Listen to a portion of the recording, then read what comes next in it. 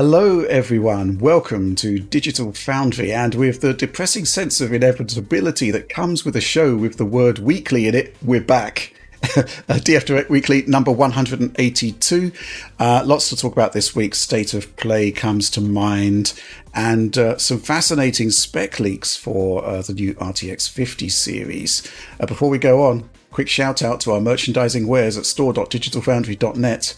Get our amazing mouse mat there. Help support the team. It's a win-win as far as I'm concerned. Let's talk to the panel. Hello, Alex Battaglia. Yes, Rich. A lot of stuff on the docket this week. Some new games being announced. Exciting stuff. And the man of the hour, the PlayStation 5 Pro master himself, Oliver Mackenzie. Hi. Yes, Rich. I'm back from the land of the professional. I'm here to talk about other Sony news, among other exciting topics. Have you now moved on from, amateur status to professional after that encounter? I've tried to, yeah. That's all I can. All I can think about is the professional now, and my amateur is looking a little bit amateur for sure. Mm-hmm. Okay, let's crack on. First news topic of the week. Well, what can we say? There was indeed the widely predicted state of play. It came to pass. 40 minutes, 39 and a bit, packed with material. And I guess the big story, well, there are several big stories, of which we'll be covering several of them here. Ghost of Yōtei, the new game from Sucker Punch. It has been revealed. It's coming in 2025. New protagonist, new technology, but very much, I would say, what could I say? An evolution of what has come before. I'm going to go to you first, Oliver, for this, for your opinions on it. Interesting presentation, right? Yeah, overall, I mean, I thought it looked great. Tons of foliage, tons of scale, exactly what we saw from the first Ghost title, but rendered very, very impressively here. There's also that huge mountain, and I kind of wonder if they'll let you climb it or how they'll manage that in terms of structure. Because the first Ghost game had a very conventional open world structure where they kind of let you unlock different parts of the map as you went on, and I imagine they could do some more creative things with that mountain in the presumably in the center of everything. In terms of that vast open world, that great sense of scale, inviting the player to explore, lots of distant fog, volumetric clouds, very effective representation of the world. I think that's where this game really excels. Plus all that great foliage animation, we see it about 2:23 in this trailer, where you get lots of those leaves floating around, and then also the GPU particles that we see whenever you see fire and smoke and all that stuff coming around. It really reminds me of that first game there. But I also found it a little bit curious because it's maybe not showing a lot in particular that I would identify with the PS5 in terms of rendering. I was just looking around and just trying to spot different things. I don't think there's RT reflections. If you look at 221, it looks like they have a fairly low-res cube map there. In the shot at 3 minutes, the main character doesn't reflect in a puddle at all, which I thought was weird. You'd normally expect some kind of screen space reflection there or other reflection technique. And then in close-ups, you can see they're pretty clearly using shadow maps, although they look fine. I'm not objecting to any of this stuff. But there's one thing that did give me a little bit of pause, which is there's a scene at about 2 minutes in a little wooden kind of pub area, that kind of thing, where the light is spilling in and you can kind of see the light bouncing around that little enclosed space, especially towards the left-hand side of the frame a little bit. But I think that's kind of something that I looked at and I was kind of is this RT? Is it not RT? What could it be? But it didn't look super detailed to me or per pixel or anything like that.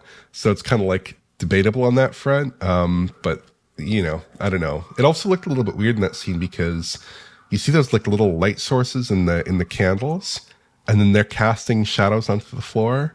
But then there's this really, really bright light source coming from the outside, and that should pretty much overwhelm those candles. You shouldn't, to me at least, that just looked a little bit bizarre. But again, these are minor things I'm trying to pick through this trailer. One of the problems with this trailer, I think, in terms of doing an analysis, is that it's so broad in terms of scale that a lot of that, I think, graphical detail that does stand out in games like this is when you actually start to look at smaller elements in smaller, more enclosed environments, then you can pick out some things a little bit more easily. But I thought it was a compelling trailer on its own terms. I'm just kind of excited to see a little bit more from the game. Mm-hmm. Alex, what did you think? I mean, I was actually kind of visually disappointed with this trailer. I don't think it was... it's a good-looking game in the aspects of they have art direction. That's pretty much nothing I would ever fight about on the channel. But I do think it looked like an extreme amount of continuity with the previous title for visual rendering aspects, like the scene in the bar you were talking about earlier. Though, like if you just look at the bright white light reflecting off the floor to the right hand side of the screen, it is not aligned with the window at all. It just looks like they put like either like a light probe there, or there is a point light or something like that. To me, it just actually looks a lot like the technology we saw in the first game for how indirectly lit things are. That's not a hard thing to do in a game. Just like put a light like at the opening of a place. In fact, almost every game using baked lighting does that too, usually, because then they get fake shadows from them. They'll like put like a light at like a windowsill, even though, usually you would see like skylight pouring through there, but they just put like fake lights there. Like all the other stuff that Oliver talked about too. The only thing that I noticed that was maybe a bit of a step up from the first game is after the main character meets the wolf, that is presumably their companion. They look out across the countryside and you can see some really far distant grass level of detail there, some LODs far out into the distance, further than you would see, for example, I would say in the first game. That game actually did cull that to a distance closer to the camera. And that was something interesting to see, maybe a bit further grass distance there. Something to get like a far, it wouldn't mean like it's the same type of grass, but something to cover the far LOD that wasn't really covered in the first game, and you'd always kind of see it like loading in front of you. So I think that is different, but the rest of it to me looked a lot the same as the last game. And one thing that was a little bit confusing about the trailer was it was presented all at 30 FPS. Which I think maybe didn't do it favors as well too. It's pretty compressed over the stream. I was like trying at a number of points to look at the texture detail, because the first game kind of has just like okay texture detail. It's not like super high. I was trying to look for it, but it was just all lost in the stream. So that stuff doesn't do it favors, unfortunately. But to me, I mean, I'm interested to see if there is something more that is not present in this trailer. But this trailer actually just looked a lot like the first game to me. Yeah, I missed that light in there. That totally, that does kind of reveal a little bit, showed up. But yeah, I don't know. I mean, it's one of those things where it's kind of like, I think it looks appealing on its own terms, but you are totally right that there's not a whole lot here that I'm looking at that's like, could this be that much of a step change from the original, instead of like pushing out LODs and doing more detailed stuff and just kind of like stepping things up in a more gradual way? It doesn't really seem like there's a whole lot here that's like really pushing out the boat in the way that we might get from other Sony first-party studios here, but I don't know. It's kind of strange. We got this supporter question from Mitten-Faced Lass. Any idea what's up with the image quality in the Ghosts of Yōtei revealed trailer? It seems really mediocre / actively bad. Just bad capturing / encoding PSSR artifacts. What's up? It was egregiously noticeable and distracting to me, at least. Was a bit confusing to see it revealed looking that way. That's interesting. I mean, it kind of presented similarly to what we've seen before. I think I'm not sure there was that much that was different or worse as such. Any thoughts, Alex? I mean, I actually just think a lot of the encoding was a big part of the issue here, if that is what it's talking about. I didn't see like extra special like flickering or aliasing in the trailer that I wouldn't expect, for example. But I think, this game uses really like punchy, high contrast kind of post-processing to drive, like its lighting systems are very standard open world kind of things, but then it like drives it with like a really punchy, like blacks are very, very dark. And, you see a lot of that high contrast mainly through post-processing. And I think maybe that doesn't fare too well over a compressed video format. Things are going to macro block really hard, I think, in that aspect. So I don't know. I think maybe it's just the encoding, actually. I don't think it looked particularly aliased. Yeah. Also, it wouldn't be PSSR, I don't think, because this is all captured on PS5. Indeed, I'm not sure there was any PS5 Pro captured in the state of play outside of that one section where Mark appeared to show off everything. Everything was kind of like marked as PS5 content. So, yeah, I mean, I don't think this is anything extraordinary, but I would say that at least on PS5 Pro, if not on base PS5, I would hope for a 60 FPS mode, because like I think that kind of has to come as standard when you're dealing with a game like this. I really do think they should have a 60 FPS mode in there, but we're gonna have to see in that one, I guess, as well, because this is all at 30.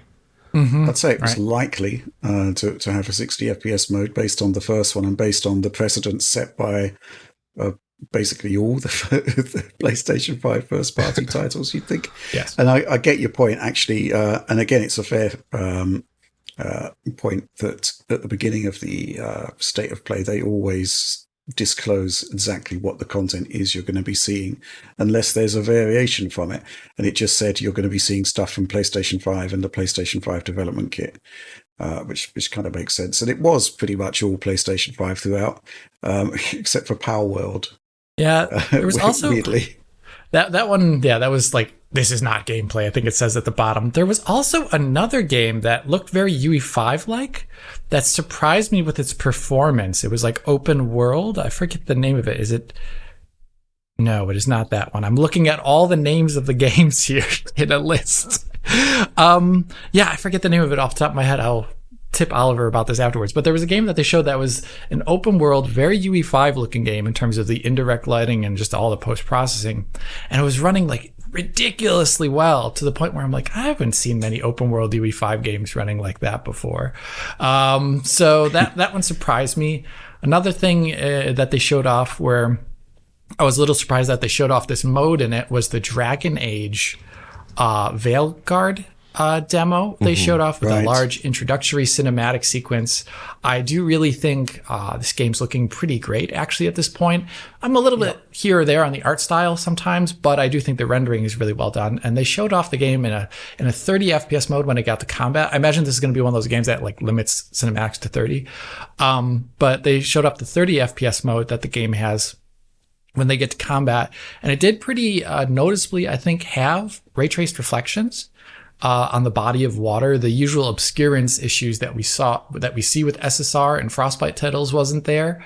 Like when the dragon thing is moving around, like its legs are obscuring like different parts of the back part of its body with the flames, and you don't see the issues there, which was really interesting. But like at that same point, like the stream was so blocky that I was having trouble like inspecting any of the graphics in like a usual way. It was like, because it's like dark and a lot of purple and blacks and blues mixed with this like bright red fire. So all the stuff that was darker was really just like mush looking usually, which is a shame, because I think the game's probably really detailed, being a Frostbite game, but you can't really see it through the stream. But I did get one really like sharp edge, like when the tail of the thing was spinning around, and it did count to like a little bit above 1080p, maybe 1080p internal.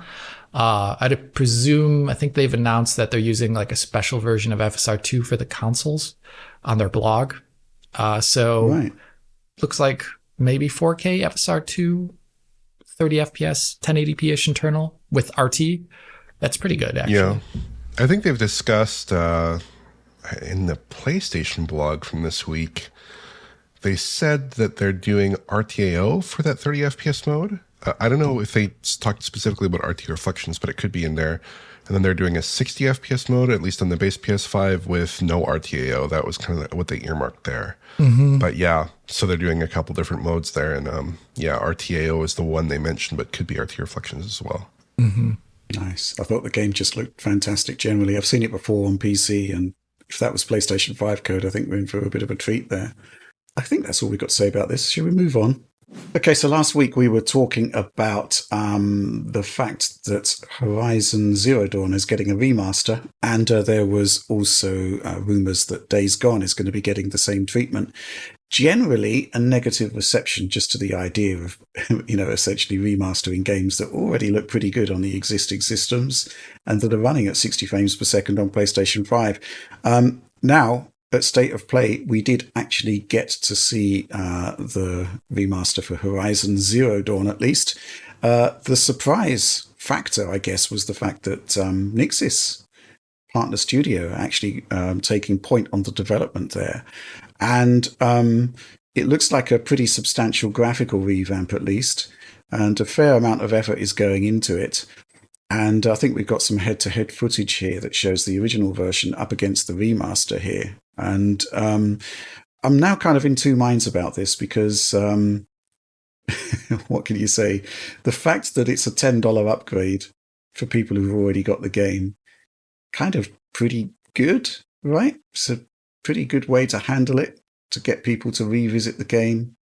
But I do still concede the fact that, kind of pillaging your existing back catalogue of, relatively recent games doesn't seem like a sustainable strategy going forward.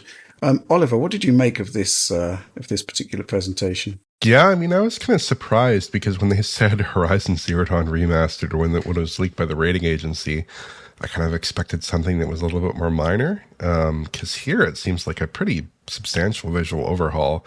It seems like the basic aim here is to basically bring that first game more in line with the second game, and there are a ton of art changes to the foliage, lighting changes. I managed to match most of the first part of the trailer by playing about the first 30 minutes of Horizon Zero Dawn. Right. Okay. But most of the shots that I managed to line up were pre-rendered shots. So they're pre-rendered and also played it back with incorrect frame pacing on my PS5. So that wasn't ideal. But I think the second shot, which is like at about 2 seconds in our footage, shows off the differences pretty well. Like the foliage is entirely different. If you notice, it now reacts to character movement by Ross there, so it isn't just static. And there's foliage added to all the ruined buildings and monuments and statues, so you see like a lot of little overgrowth and all that stonework. It's very much like Horizon 2 and not as much like Horizon 1 there.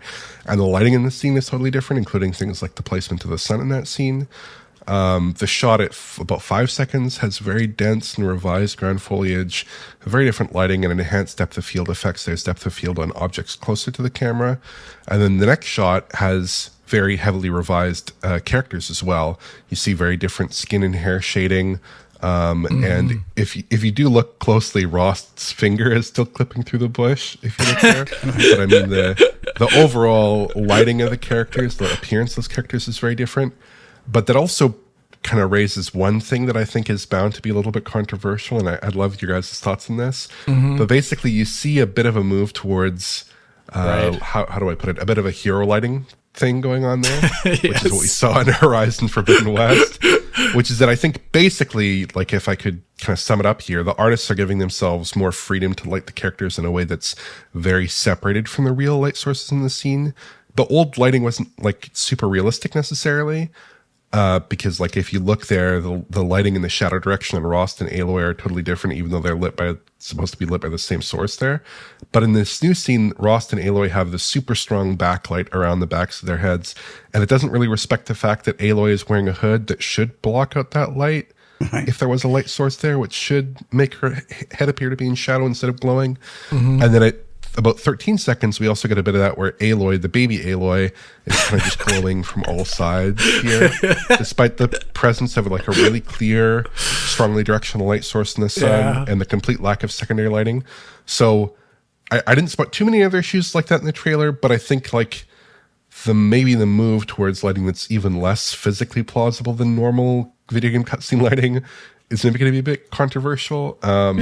It's kind of, but it's also like kind of that, I think that Horizon Forbidden West look, where you get kind of like that edge lit, kind of backlit look with faces that have only gently shadowed regions for the most part, or no shadowed regions, kind of like cinema lighting or lighting that you'd see in a photography shoot or something. They're really trying to flatter the face there.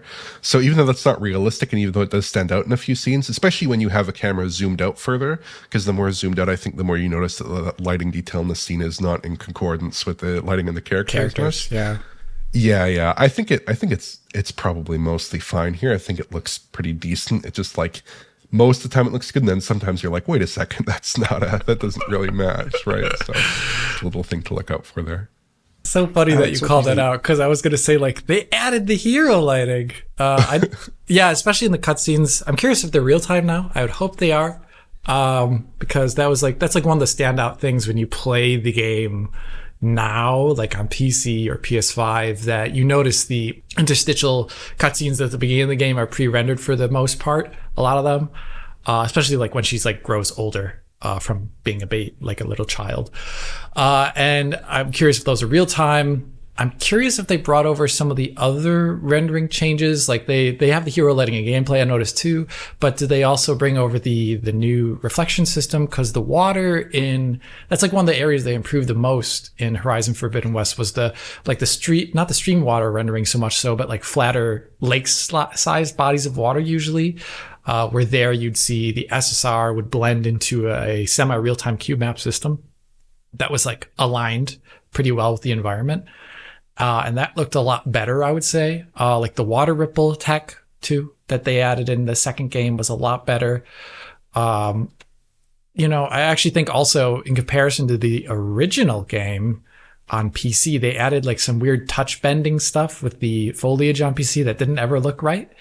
But the Horizon Forbidden West has way better vegetation bending. So I would hope they move across that. There's a lot. The indirect lighting in Horizon Zero Dawn it's fine for a PS4 game, but like when you bring it over to PS5, and I presume this is PS5 exclusive, is it? Yeah, it's on PC. And PC. Well. On PC, yeah. Yeah, that's true. We can talk about that in a second. But I'm like curious, like, is like the city, the Meridian city, is it how better lit is it? I would have loved to have seen something like RTGI. I almost feel like it would have been like the most impressive remastering thing they could have done, beyond improving the character interaction cutscenes, which seems like a lot of work actually. Like redoing all those little, dialogue moments between random NPCs in the game. It seems like really a lot of work actually. I'm almost surprised they did that. I'm still a little confused on why this exists. I'm not angry about the price at all, though. It is a little bit of a weird thing, especially to take Nixie's time to do that, where they're a studio obviously with limited resources, doing PC stuff, and there's a whole lot of PC stuff they can still technically be porting. So I'm a little bit surprised to see Nixie's at the helm here and not Guerrilla in that case. Regarding the PC release of this, then, one thing that is, I think, important to talk about, and in light of me just reviewing God of War Ragnarok, is that the re-release on PC of this, which I think will just be a different EXE, and a separate buy on Steam, will require the PlayStation login. And that has actually been a really big point of controversy for Ragnarok. If you look at its reviews on Steam, a lot of people don't like the PSN login thing for single player games. And I actually agree with that. I don't think it's really a big need for a single player game to have an online login separate from Steam. Unless there's like something like cross saving available. Cross saves are always great actually. But with God of War Ragnarok, like when you started that game up, it would say, and I can send a screenshot of Oliver of that here, where you start the game for the first time, it goes through a couple things, then it says log into PSN or quit. And that's always like a pretty hardcore thing to do at the beginning of the game, where if someone doesn't want to log in after they bought the game, it just quits to desktop. So yeah, I don't know. I'm not a big fan of them starting to push PSN login into single player games. I thought they wouldn't do that maybe, but I guess that is the new trend forward. It is grim. Unless there's sustained, excellent benefits for the user in doing so. What's the exactly? point? Yeah. Cross save is actually a really good idea. It's probably the one redeeming factor of Ubisoft Connect, which otherwise it is. Yeah, it's one of the best parts of Ubisoft Connect. Yeah. The rest of it's otherwise there's a very good argument for sending a Terminator back in time to stop that from ever having happened. Yes. Who does Sony send back in time to stop the Terminator? Is it Jack Ryan? Jack Ryan. Jack Ryan. Yeah, I'm thinking of the wrong guy. What's his name? Jack Ryan from the Tom Clancy. From the Tom Clancy. Yeah. Some might say that this login situation is indeed a clear and present danger. Yeah. So it's the sum of all my fears that God. This is going off on a tangent, isn't it? Yeah. Yes, I mean, obviously this week, of course, there was the removal from Nexus mods of a mod that actually removed the mandatory PSN requirement for God of War. under mysterious circumstances, which, I don't understand what's mysterious about it. Why, what's the big deal about a mod that actually allows you to play the game? Right. Oh dear. Yes, just go back to Horizon. This whole $10 argument really does kind of sort of alleviate most of the potential pain point for people who've already got the game and want to see the new one, but don't want to lay out full price for it. I think it's a pretty good strategy. They did apparently retroactively increase the price of Horizon Zero Dawn, so you can't buy the old one and then upgrade it.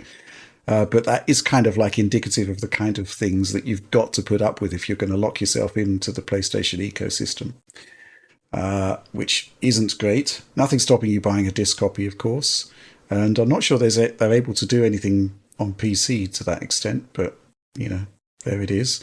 The quality of the remaster itself, I really want to check it out, see how good it is. I'm curious if it's kind of like the original game retrofitted into the later Decima engine, or whether they've had to sort of add stuff to the original Decima. That's a curious sort of discussion point. I guess maybe when we get a look at the PC version where things are a lot more visible, we might have a much better idea of how they're actually doing things there. But I noticed, Guerrilla staff are on X/Twitter talking about the various enhancements that are happening there. It does look like a worthwhile endeavor, but I'm still reticent to say that this is the best way forward for Sony, just to go back and embellish relatively recent games when there's so much more that could be done. What's your view on that, Oliver? I think the fact that it is $10 makes it more acceptable from the consumer perspective. But I also think, like, in terms of what Sony is selecting here, Horizon is very much a game that I think you kind of play once and probably don't touch again. I don't have that much interest in going back to that first game.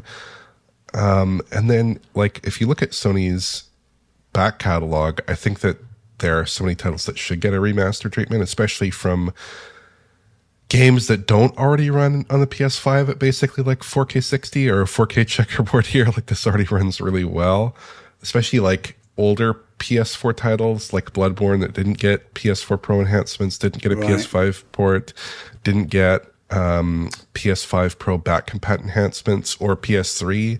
And I think something like the classic MotorStorm titles getting ported to PS5, for instance, like 4K 60 rendering, maybe a couple touch-ups in the visuals, but they don't need to do too much. They certainly don't need to do anything like the extent they're doing here to make that a potentially exciting offering here. I mean, at the same time, I do really respect what they're doing here. Like, it kind of, I'm not even sure remaster is the proper term, because that almost implies a lighter touch than what they're doing here. Like, they've touched up a lot of assets, made a ton of lighting changes, reworked the foliage, reworked the characters. It reminds me a little bit more of like Saints Row 3 Remastered, if you remember that from a few years ago, where it is more of that kind of visual overhaul, but maybe it's not a full-on remake. And the fact they've re-recorded 10 hours of cutscenes also suggests a pretty serious commitment to that, because if you remember, cutscenes in the original were a little robotic. They didn't have a whole lot of animation beyond the faces, and even that wasn't that great. They weren't like really nicely directed cutscenes, and here they seem to be going back, redirecting those cutscenes and making them more like the sequel, which I think were much better in terms of that production quality. So I respect the amount of effort that's going into this. I respect that it's probably going to look quite good. I mean, this looks very handsome here for sure. But I also wonder, like, where are resources best spent on these kinds of projects? I guess that's the question. From the consumer perspective, I think it's mostly fine, because $10 is a low price to get this kind of upgrade. But, I think that there are other things within Sony's catalog that I'd be more interested in seeing on PS5. It's also weird because it's not like the IP is dormant. They're releasing the Lego game, right? So it's not like they need to remind people that it exists. Unlike, them reminding people of like other things that they're going to be probably releasing sequels to in the future would probably be, I don't know, I feel like there's definitely things that could use this a lot more. Bloodborne is the example everyone always talks about, but I always still think about stuff like the Killzone series, or, what is it? I was about to say Infamous. Yeah, right? The Infamous series? Yeah, Infamous would be a good call. The first couple of titles were PS3. Yeah, those are still on PS3, and they're also, open worldy games, they kind of really do fit with the modern, especially they fit with like the superhero trends going on. I almost feel like those would make more sense to get out there. But what do I know? The logical conclusion is that the porting effort would be significantly more substantial coming from the PlayStation 3 architecture. Yeah. Probably. Yeah, I mean, where does this end? I mean, PlayStation 6 comes along. Decima is now, doing huge amount of ray tracing. Do we get like a Horizon trilogy with everything with full ray tracing and just continue to evolve those titles? Who knows? The thing about this is, apart from that potential scenario, you can only really do this once. So what's going to happen after that? Yeah. Okay, well, that's Horizon. I guess we don't have to wait too long until it comes out. It's great that it is actually getting a dual PC and PlayStation 5 launch simultaneously because, we were talking about this, Alex, and I think a lot of people are pointing out that God of War isn't doing particularly well because it's fundamentally at this point an old game, and the concept of PlayStation games arriving on PC is no longer such a novelty, right? Yeah, it's not a novelty. They're competing with other titles that have maybe larger word of mouth. And, if someone just spent all their money on something like Space Marine 2 and they're investing all their time in it, are they really going to be super interested in spending even more money on an older game, which they might have already played? Or, also the fact that you miss out on the really expensive advertising that you did back then to get people interested. So the amount of people that even know that God of War is coming out is lower, potentially, just because it hasn't been plastered on the sides of buses. You know what I mean? So seriously. So I think actually in the future, getting things closer to day and date would be better for just general profitability and sustaining the PC effort that they're going through right now, because it seems to be the future for them and what they want to keep doing. But I almost don't want Sony to learn the wrong lesson from some of their ports for underperforming, because I think people not being so interested is less that they don't think the game is good or something like that, or the PC players don't play this type of game, but it's more PC also, just like console, has these big, like large hype-based advertising cycles, and people cannot be interested in a game as a result of that. They just don't know it exists even. So, yeah, there was practically no marketing for God of War. It just kind of dropped and was, left to get on with it, really, and not much happened, seemingly. Yeah. Which is a bit of a shame because, the port does have, it has plus and minus points, but, it deserved better, really, didn't it? It did. Yeah, it does. It does deserve way better. Also, like, the first title was really big on PC, and I think it was a lot more unique back then, and it was probably advertised more, it feels like, at least in terms of just what I've seen on the internet. So yeah, I just want Sony to learn the right lesson from this kind of a thing happening. Okay, let's move on. The other thing from State of Play that caught our attention was the fact that Mark Cerny popped up at the end to announce that more games, perhaps unsurprisingly, will be receiving PlayStation 5 Pro updates. And literally, as I'm talking about this introduction here, I believe Oliver has added a link to the PlayStation blog, which has a number of quotes from developers talking about how they're going to be utilizing the new hardware. But we did get to see a big bunch of announcements in the State of Play for titles that are coming. I also like the way Oliver has talked about... he sort of highlighted the ones that he found interesting and the ones that he found less interesting. Good. Let's talk about the less interesting ones first, because they're still going to be impactful. All of the Insomniac games, for example, are going to be getting upgrades to PlayStation 5 Pro, which is a great thing, right? And I assume that it's going to follow the same sort of pattern as Ratchet and Clank, where the biggest opportunities lie in enhancing the performance RT modes. Oliver, you actually spoke to Insomniac on site, so I'm wondering if you've got any further details there. Well, I think based off of their PS5 Pro upgrades for Spider-Man 2 and Ratchet and Clank, This is pretty cool and pretty exciting.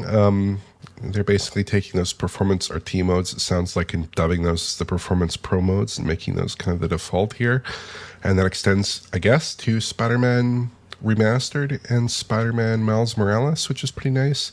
Yeah. Beyond that, I think it just reveals how much Insomniac has been carrying the PS5, because they have four of the top heavy hitter games here, and it's nice to see those getting nice to see those getting an update. But based off of what I saw on Ratchet & Clank and Spider-Man, I think this is probably going to be a pretty worthwhile upgrade for those users. I don't have any thoughts on it beyond that, because I expect that the upgrades will be pretty similar between titles, except for some differences between different games in terms of internal resolution and also the kinds of game content. Like maybe some games are more favorable to PSSR than others, or some kinds of content are more favorable to PSSR than others. That could play into it here, but for sure, it should be pretty similar, in particular to Spider-Man 2, I imagine.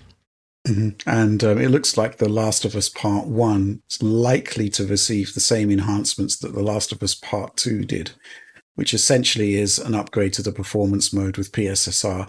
I've got to admit, I have had a look at The Last of Us Part 2 on 5 Pro.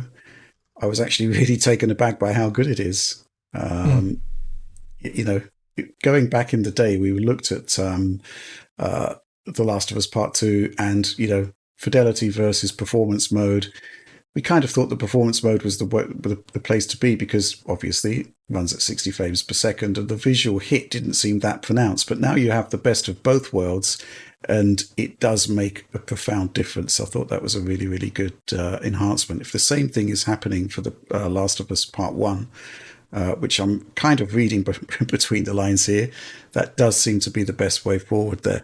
The other stuff, I guess we just had some snips of footage and not much context to it, but it does seem to be the case that it is 60 frames per second and with that enhanced clarity.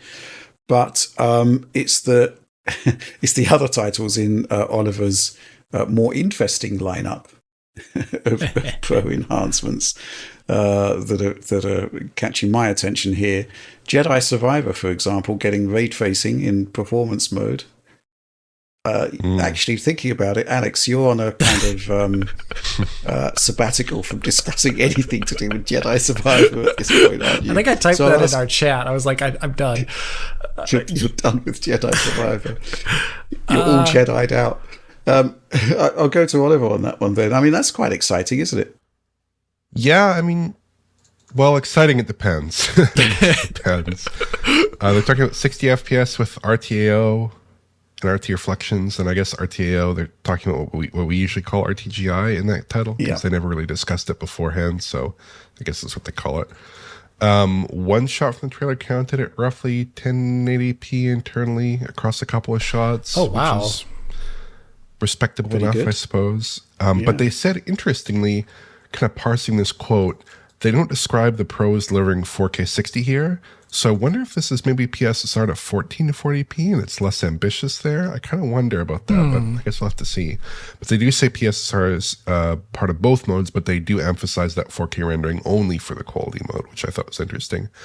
But I guess the real question here is how close to 60 FPS they get there, because of how questionable the base console was when RT was enabled.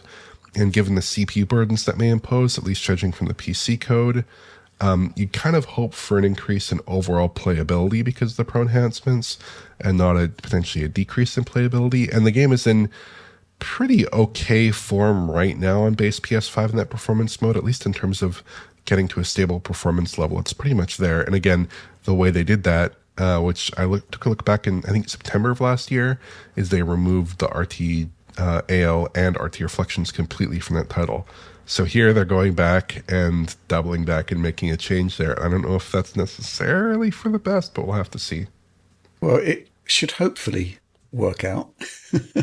I mean, the main issue there was basically the fact that it couldn't sustain 60 frames per second, and the image quality was pretty dire because the base resolution was so low. It seems to be the case, certainly, well, we've only got a tiny bit to look at, but the base resolution looks fine. I guess it's just how well the performance holds up. Yeah, but they are also apparently doing things for the quality mode as well. Alex, anything to add there, or are you still in shun mode? You're shunning. No, I won't shun them, but it's just hard to, as much as I think they made great things with Titanfall 1 and 2 from a technical perspective, I always feel like the Star Wars series is like overly rushed in terms of technicals. And I don't actually trust them to do it right because, like, you know, pre-release of Survivor, they were also really hyping up that like they finished the game so quickly. But it bared out in the results on a technical level and also a bugginess level. So I don't know, it's hard to trust them. And also based upon everything we've seen on PC, throwing in the RT on a CPU really makes some areas of the game really, really heavy. Like really, really heavy. So like the intro and the Coruscant area, just like the part when you get on that he's a senator, I believe, ship. Yep. Mm-hmm. And like that part is just like blows CPUs out of the water still, even with like the patch, you know, something like a 7800 X3D is like sub 60 there at times. No, it's like, whoa. Yeah. I don't know. I guess we'll see, but I would prefer if they, just in case, maybe kept that mode without RT, in case it isn't like a flat 60 in a good way. And that would be better because then you can maybe get even better image quality using PSSR, maybe outputting at 4K, etc. So, okay. We also had the announcement that the Resident Evil games, it looks like Resident Evil 4 and Village, are going to be running at 120 frames per second, which I can only assume is because it doesn't have so much of a CPU burden that they're able to do that. And that kind of does assume that it is locked 120, which we just don't know at the moment. On Resident Evil Village, they were specifically talking about 120 FPS. I don't think they talked about 120 FPS specifically for RE4 there. Right. For Village, I think 120 might be pretty doable because it's a pretty light game on the CPU from what I've seen across various testing. I think it might actually be okay there, even though I suspect that most other PS5 titles will not be okay at 120 on the Pro. I really doubt that. But they aren't describing it as using any PSSR enhancements necessarily, but they do talk about using PS5 Pro for ultra high resolution technology, which I don't know what that means. Sounds a little bit ominous. I guess that might be PSSR, might be something else. For Resident Evil 4, it's described as enabling higher frame rates and higher resolutions. Again, I'm not seeing anything that would necessarily scream PSSR.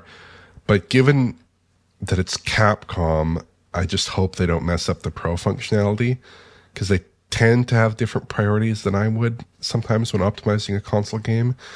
And I just hope that, again, when we're getting these new modes, that they don't make it in some way inferior to that base console experience by doing something like trying to run the game at, like, say, native 4K here or something like that, because they could totally do that, and making the game potentially a more compromised experience in some ways than the base console is. I mean, at a baseline, if they don't feel confident in that, then they should just give us the old modes as well. Mm-hmm. But hopefully they do a good job with those new modes. Interesting. Dragon Age, the new game, is getting RTAO at 60 frames per second, according to your list, Oliver. Yeah. I mean, what can I say? I mean, I really enjoyed the trailer in the state of play, and the concept that we can actually get ray tracing at 60, I think is fantastic. So I'm eagerly awaiting that one. But what do you think? Yeah, they're talking about using PSSR there as well, and RTAO from the fidelity mode to the performance mode, which is kind of pretty cool because they weren't using RTAO before on PS5 here, and that's the kind of thing that we do want to see a bit more of if the CPU time is there. Again, you kind of presume that in a lot of cases, maybe that's not possible, but here it does seem possible. They're adding at least one RT effect to that performance mode, and that should produce a substantially better visual experience than PS5 Pro, even outside of the potential image quality enhancements that you'd see through the use of PSSR there. So I think that's pretty cool, and it's part of a package that looks to be a pretty great looking game. Okay, good stuff. Obviously, we're going to be following PlayStation 5 Pro enhancements very, very closely. There's still this mooted 40 to 50 games coming for launch, which, let's talk straight here. It's absolutely terrifying. for us, because there's just so many to do. Which ones do we cover? We had the same problem with PS4 Pro and Xbox One X back in the day. And obviously going forward, there's the fact that we've now got an extra console added to the mix for standard platform comparisons. That's going to be fun. But with that, let's move on. Okay, so there was a bit of a shock announcement that Assassin's Creed Shadows, which was Ubisoft's big game for the holiday season 2024, it's been pushed back. It's coming in first quarter of 2025 now. Got this supporter question from Jamie Element. Hi DF crew, Assassin's Creed Shadows delayed until after the holidays. Seems like a huge loss of sales. Seems like Ubisoft is worried about something serious. But what could be serious enough to delay but be fixed in only 3 months? I'm going to go to you first on this one, Alex, but, principally, Jamie is quite right in that, there's only so much you can actually achieve in 3 months. And typically, you would only expect them to be able to make changes along the lines of adding additional polish, right? That's what I would think. That's really what I would think. It's interesting.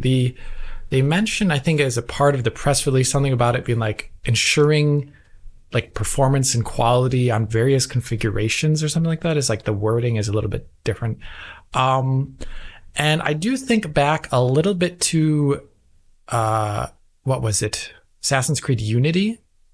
Right. And I'm wondering if that is something they're trying to avoid a little bit. Maybe there are some memeable bugs in the intro area to the game that they're going to not fix for launch, along with other things that they think the word of mouth would just tank it, which is wholly doable, I think, in the modern age. If people start memeing on a game really hard, in spite of quality in other areas, then it's pretty hard to get people to be interested in it other than for the jokes.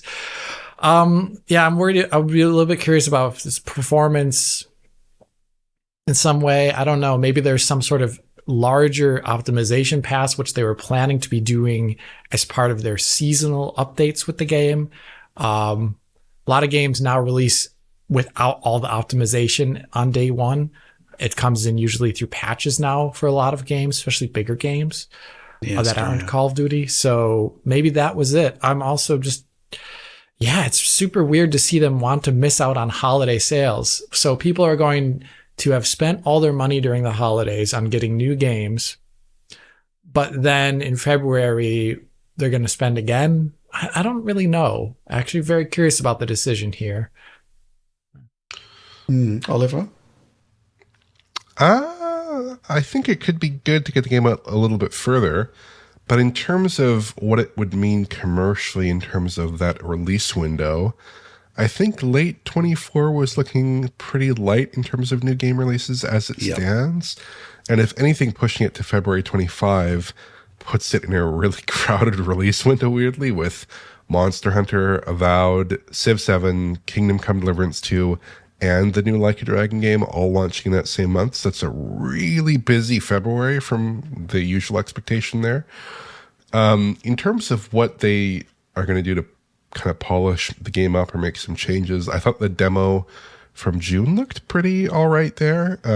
Obviously, that's just a demo, though, and that, that's often not very representative of the quality of the full title. But more recent footage that seems to have maybe come from PS5 and a certain trailer that we saw wasn't as good. PS5 Pro does seem a little bit lower res internally, although, again, that could be fine, depending on how that upscaling holds up in general play there. I generally like it when games are delayed because I think most titles could probably benefit from an extra few months. And that famous quote from, I think, Miyamoto, a bad game is forever bad, but, a delayed game could be good or something like that. I'm messing up that quote there. I'm sure that's the case here as well. I hope it's the case here as well, I guess. And that extra 3 months could mean a lot in terms of getting that final quality of product out to a bit of a better state, like I think we see from a lot of games post-launch. That first 3 months of patching can make a pretty big difference, but again, not to that kind of underlying game design or anything that much. If there are problems there, that's a deeper fix. But yeah, hopefully they're able to solve some of those like little technical worries that we do tend to see oftentimes with games when they're launched. Yeah, I'm just thinking back to prior Assassin's Creed games that have had a step change in technology.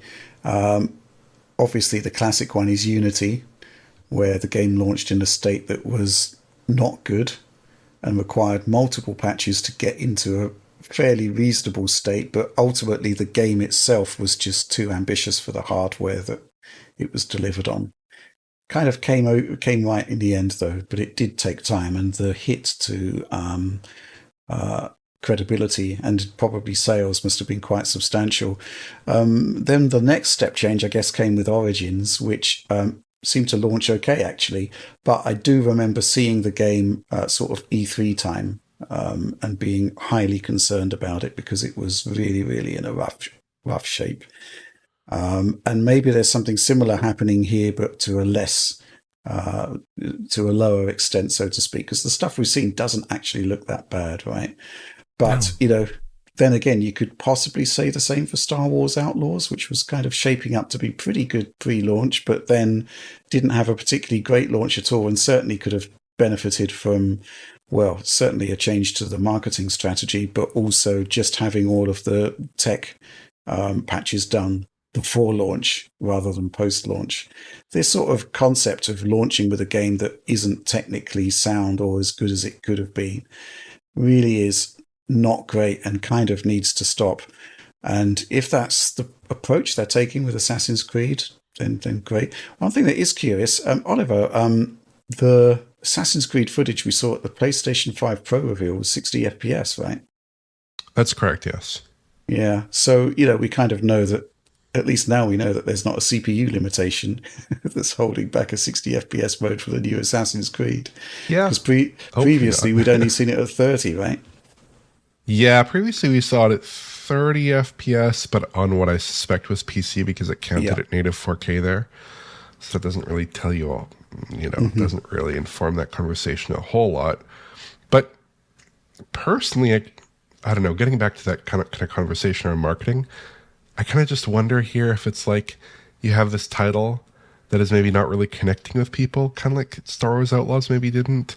And then there's this kind of scramble to reorganize the way the game is launched and marketed and the way they're doing things like day and date on Steam and weird things like not doing that timed exclusivity window like they did with Star Wars Outlaws. Do you know what I'm saying? Yes. Different things that I think are kind of glosses on that underlying product, but aren't really making those changes as much. But yeah, I mean, I don't know. With the PS5 Pro stuff, I hope that ends up being in pretty good shape. The footage that we saw had some kind of weird aliasing the depth of field and some things I wasn't a big fan of, but we only saw like 6 seconds of footage, so maybe I'm being really unfair there. So I don't want to judge too harshly. So I guess we'll have to see, but we haven't seen that much of the game on consoles, I guess.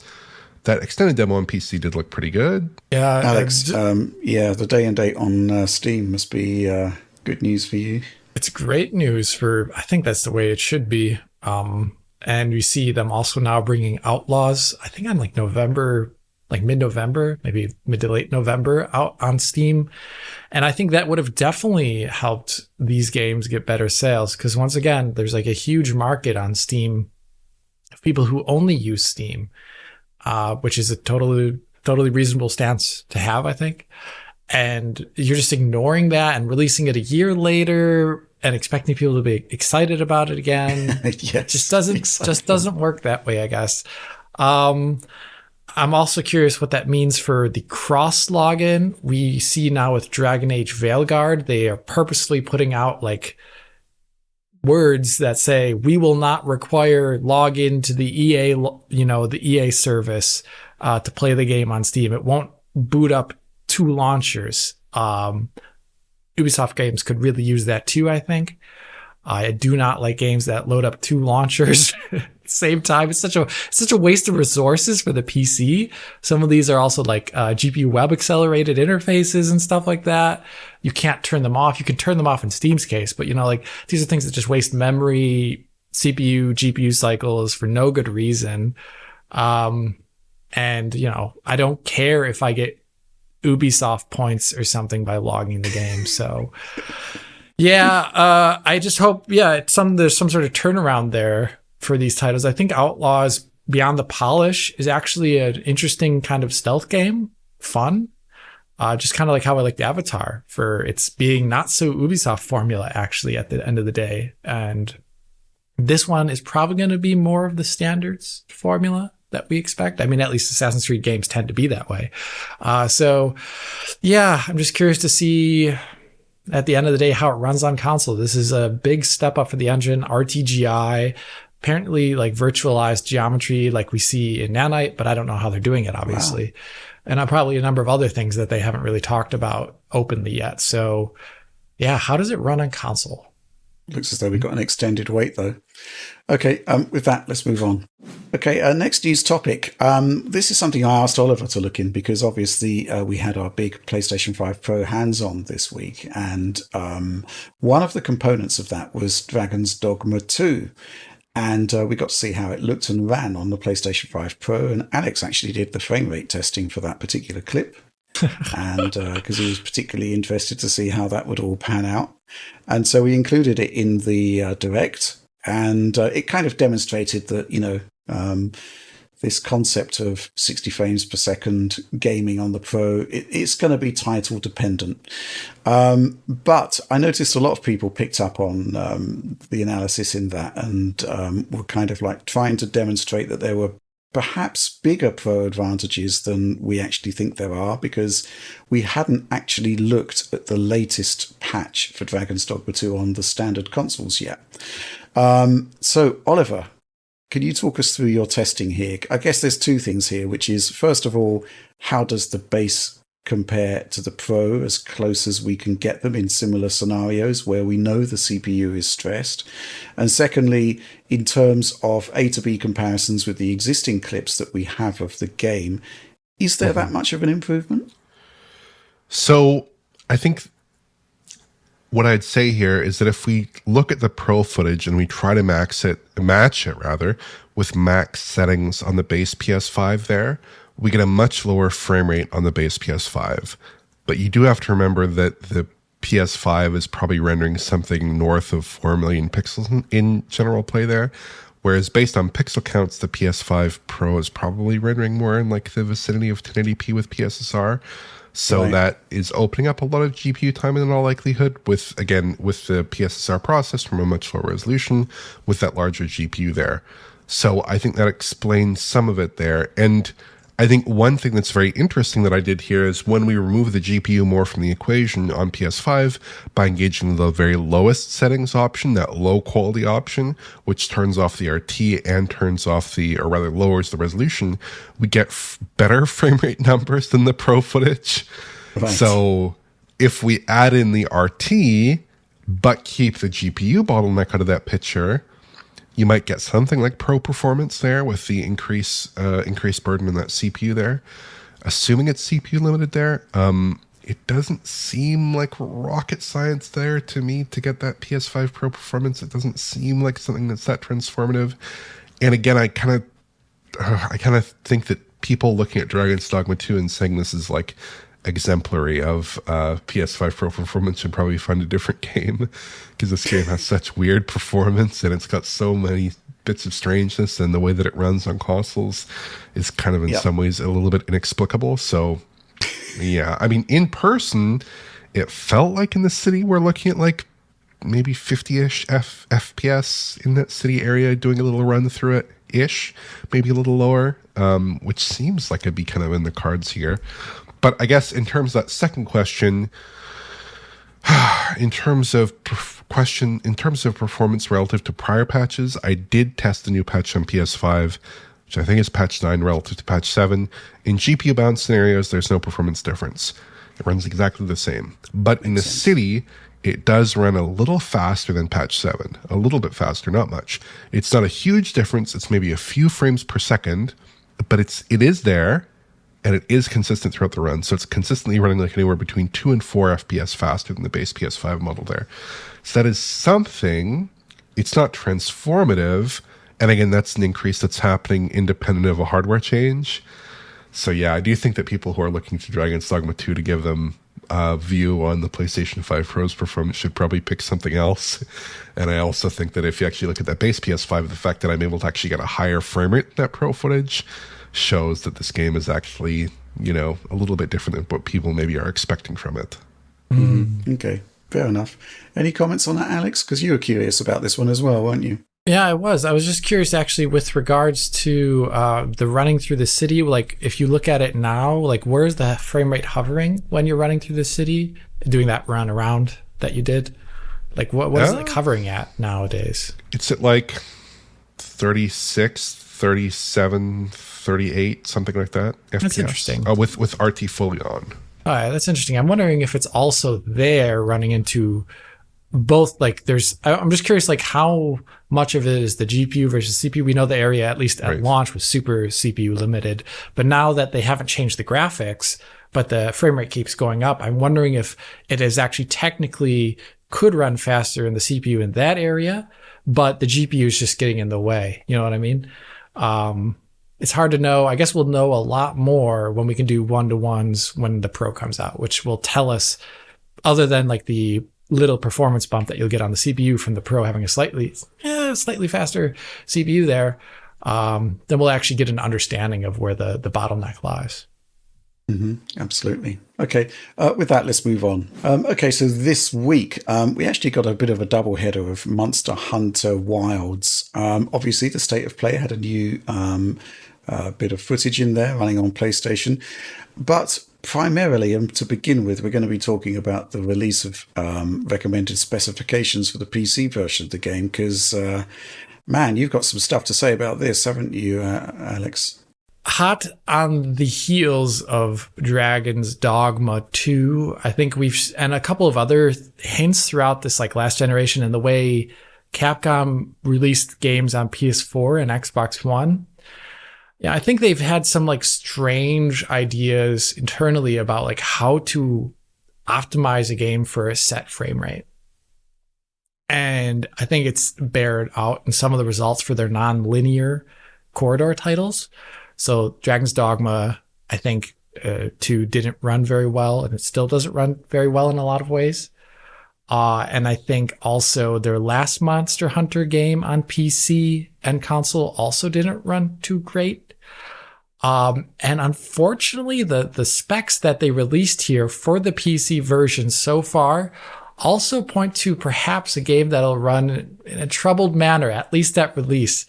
Because if you look there at the recommended specs, I almost want you just ignore whatever they say about the GPU there, the GPUs listed. Look at the CPUs, and then look at the recommended resolution and also the little parentheses right next to it. It says 1080p 60 frame generation, essentially. And that to me is concerning because neither NVIDIA or AMD actually recommend using frame gen from a 30 FPS base to get up to 60, most likely for visual reasons, for a lot of game content and not holding up too well. Also from a player experience perspective, the input latency from that is going to be a lot higher than at higher frame rates. Yep. But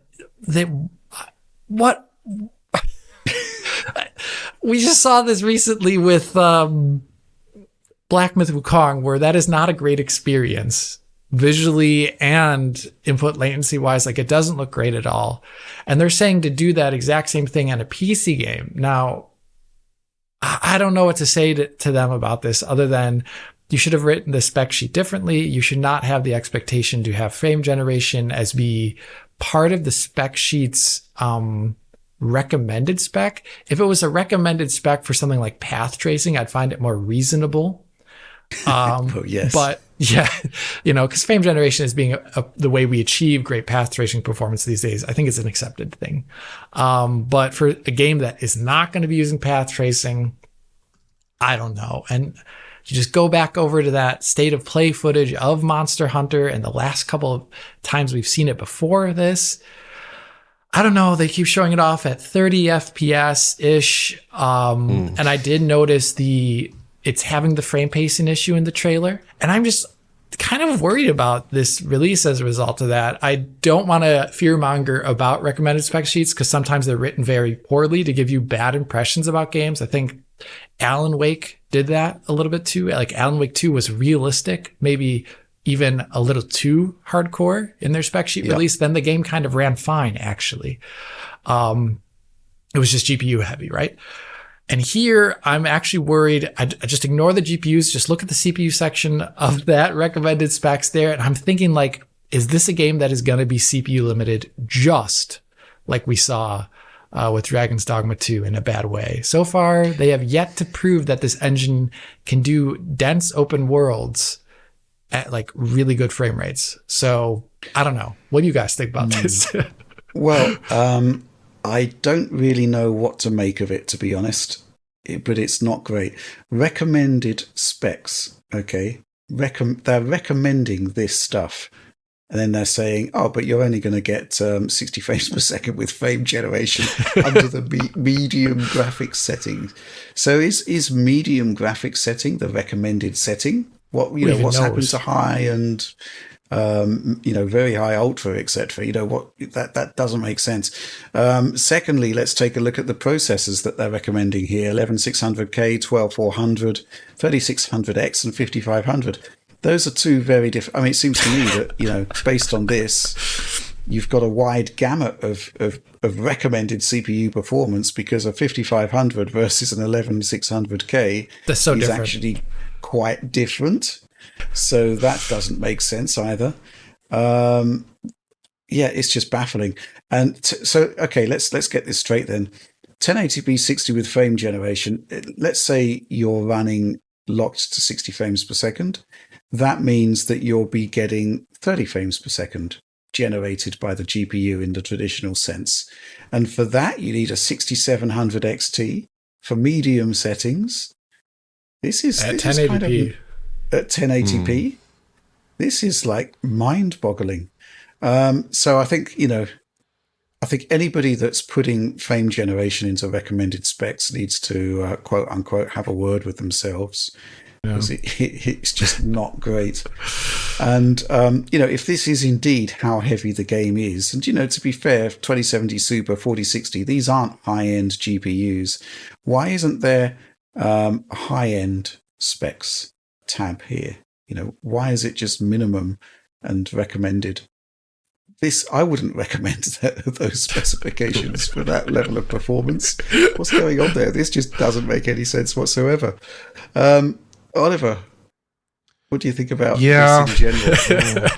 I mean, recommending frame generation for 60 FPS is kind of ridiculous. I mean, we've seen it on console, unfortunately, now with the first Descendant and, of course, the infamous Black Myth Wukong. It doesn't feel that great on the controller pad there. I really do think you want a higher frame rate, higher update there for frame generation to work really at all. I guess here you'd kind of expect that maybe on the CPU side that something like, again, if you take these specs at face value, something like a 14900K or 7800X3D should be able to pull off something like 60 FPS, but with Capcom, I don't really know what they mean by 30 FPS, if they actually mean a consistent 30 FPS, because certainly with something like Dragon's Dogma 2, that wasn't really the case, right? That you could actually get a stable frame rate on those higher-end CPUs even.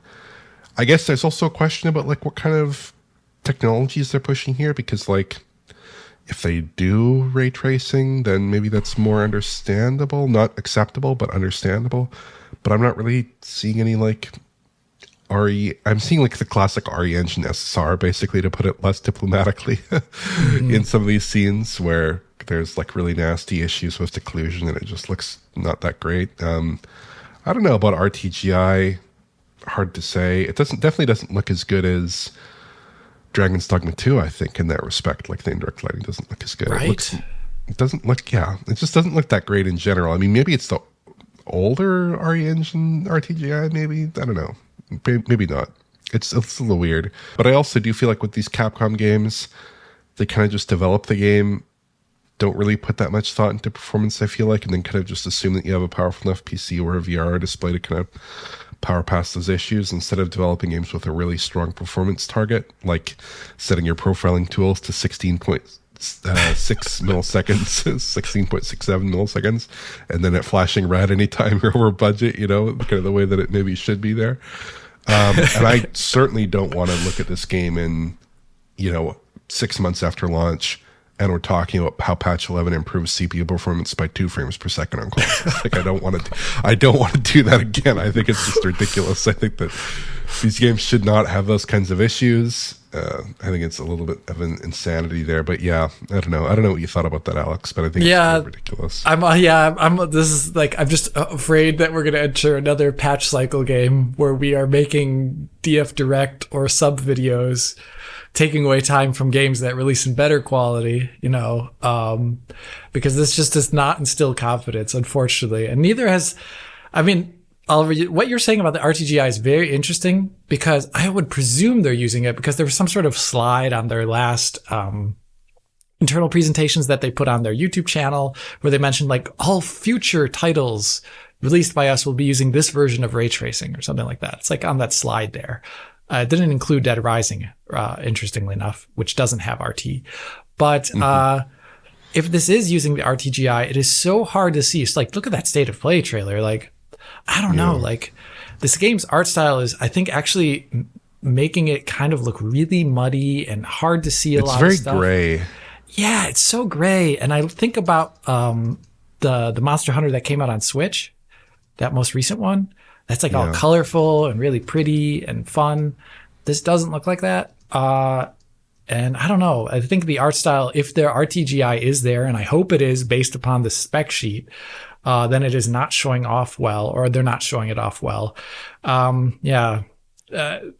see when the release comes, how this is, but Capcom, this recommended specs does not instill confidence in me, and neither does the release of DD2, or actually a lot of their other titles that aren't Resident Evil games, like from a linear Resident Evil game perspective. So, yeah.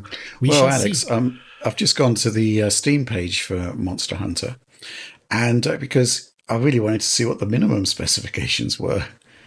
And the mystery continues, because one of the recommended processors is the Ryzen 5 3600. And yet the higher end specifications, the recommended processor is the 3600X. Which is, as you know, they're basically identical. Yeah, what is the point of that? Like, that does what? Wait a minute. There's a lot of mysteries there. I mean, the GPU side does kind of make a bit more sense. They're talking about a 1660 or a 5600 XT for 1080p upscaled from 720p under the lowest graphical settings, targeting 30 frames per second. So on the minimum spec requirements, they're quite happy to say this class of GPU is good for 30 frames per second. But then on the recommended side, they're kind of saying, well, actually, frame generation, you get 60 thumbs aloft.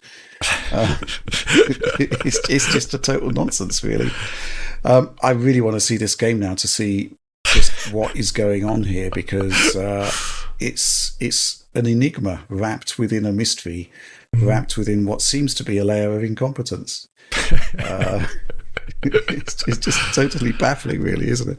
Yeah, sometimes I always feel like there could be actually. Now, I don't mean this in a bad way. I think there could be a language disconnect sometimes between some Japanese developers and their English-speaking audience in terms of desires. And you see that sometimes in like the things that are updated in patches in games for certain games from like Capcom or elsewhere. And I always wonder, like, if they knew how the larger internet is receiving these things, they wouldn't have put them out in the way they did. Because I think this just makes the game look bad, unfortunately, which maybe it isn't. Maybe it's just a really poorly written spec sheet. Yeah. I mean, I don't see how you can have translation issues with, minimum recommended specs. Yeah, I mean, I'm trying to give the benefit of the doubt to someone out there, I guess. You're very kind. Thank you. That's all I can say. Yeah, Monster Hunter Wilds. I mean, it's out early next year, isn't it? So I guess we'll find out then what's going on. But we kind of need clarity. When you release a recommended spec sheet, it's supposed to provide clarity. And there's very, very easy ways to do that. And this isn't one of them. Let's move on. Okay, so what can I say? Copite 7 Kimmy, one of the most reputable hardware specs leakers, has done it again. He has leaked the specifications for the RTX 5080, the RTX 5090. We're expecting these GPUs to be announced / revealed in CES 2025. Not so far away now. The specifications here, absolutely fascinating. Alex, do you want to take up the story?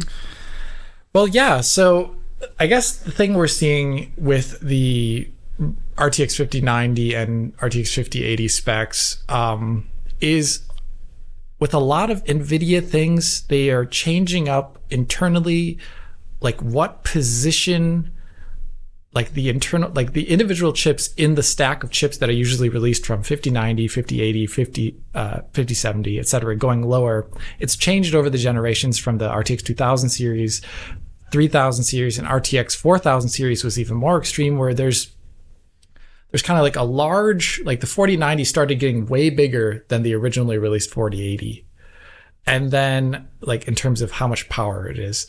And with the 5090 versus the 5080, we're seeing that gap widen, I would say, even more. And I think we can talk a lot about what that means. But I think at least for the people who are buying a 5090, wow, that's great, right? It's going to be a monstrous chunker of a GPU, apparently. It's going to have 32 gigs of RAM, if I'm not mistaken. It's going to have a 512-bit memory bus, which I don't think we've seen from NVIDIA since Volta. Was that like the last time we saw that? I can't remember, but it's certainly outrageously large compared to the standard 384-bit bus that generally tends to go on the high-end product. Right. We're seeing ultra-fast memory as well, too. We're seeing a default TGP here, as in how much power it can potentially use under certain loads, up to 600 watts, which, once again, I don't want to read too much into that right now because we saw a lot about the 4090 pre-release about it using a certain amount of wattage that it didn't. And the amount of CUDA cores difference between the 5090 and 5080 is essentially, it's doubled, which I don't know. I kind of like this and I kind of don't. I like this because I think the top end card should probably be a Halo card. But in terms of what the 5080 is, depending upon its price point, it could represent a compressing of the stack below the top end level, where we have them using much smaller chips than they did in the past, instead of using cut down or turned off versions of the larger chip. Usually it used to be that like the 80 series was the largest, and what was it like? They usually use like the 104. Is it 102? Like the the 02 is typically the largest chip. Yeah, then historically it went to the 04 chip, but then they introduced the 03, which generally tends to be the new 80 series, the way things are working out, and also the high-end laptop chips. Yeah, so I'm a little bit worried as a result of this, due to the large spec differential and the fact that it is a different chip in general than the 5090 here, according to this leak from Kopai Kimi, that we're going to see kind of like what we saw with the 4000 series, but maybe even more extreme, where the 4080 and below are kind of compromised on certain levels to make the choice for the consumer kind of hard to buy. And I'm also a little worried vis-a-vis the RTX 4080, how much better the 5080 is going to be from it. It apparently has not exactly better specs than the 4080 in the I'm ways just looking you at want this it table to be. here that Video Cards has put together, which essentially positions the mooted 50 series cards against their 40 series equivalents. And yeah, you're quite right that the gap between 5090 and 5080 is vast. The 5080 appears to be a fully enabled GB203 chip, but it's not the case for the 202. There's some CUDA cores disabled there, but it is effectively almost twice as many CUDA cores as the 5080, which is quite extreme.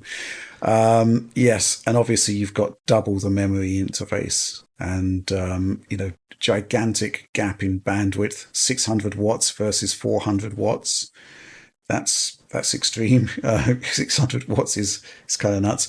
I think all the 5080 has to do is to match the 4090 effectively and be a good price, right?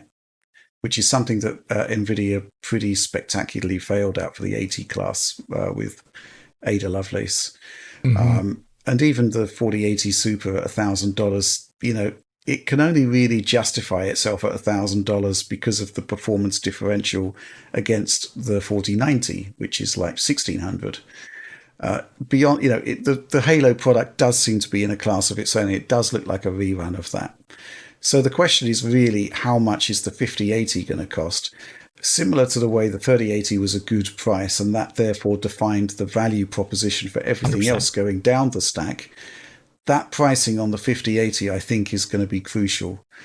I still think, though, that if they are getting like 4090 performance or the mooted 10% plus, which might well be, path tracing applications, that kind of thing, it would be pretty awesome. But again, you would have a 90 product that would just be out of this world, mind-bendingly nutso performance levels there. Yeah.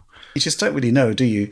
The gap between 4090 and 4080 in pure performance terms was big, but not as big as the specs suggested. I'm curious what you make of this, Oliver, because, what can we say? It's not so far away now. And, wow. The 5080 looks a little bit anemic for something that is reportedly supposed to be 10% faster than a 4090. But again, like you said, Rich, that's kind of like up in the air with those pre-release information where people are basically leaking, oh, maybe it's 10% faster, but you have no idea what kind of workload that is, or even right. If it's true on its face at all. Yes. But yeah, I think for the 5090, that's maybe a more interesting chip, and that divergence in terms of spec is a little bit wide here. But I think maybe they're even approaching like the reticle limit at 4 nanometers, because like even for a 512-bit bus on the chip, I'd assume it would have to be substantially larger than the 4090, just based off of the die layout there, which is about 600 millimeters squared.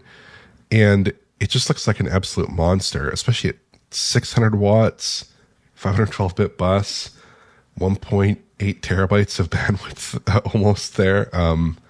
It's just crazy. But there's also rumors. I saw some rumors of a 3 gigahertz clock speed in typical operation as well. And if that's true, you're looking at a 20% clock bump on top of 30% more SMs and 70-80% ish more bandwidth there.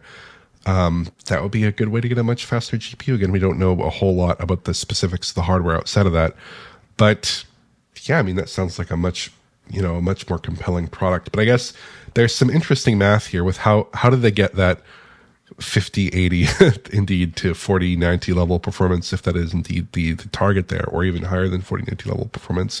Because if you just do the math on the SMs and the bandwidth and all these different factors, doesn't really add up to that, certainly. So no. I guess that's kind of an area where I'm curious to see what the underlying architecture is doing there that might get it closer. But if it is getting close to that 4090 level of performance, or indeed even exceeding it, that suggests the 5090 is just going to be an absolute stunner. So that will certainly be very interesting. The 5080 side of things, it's on a new node.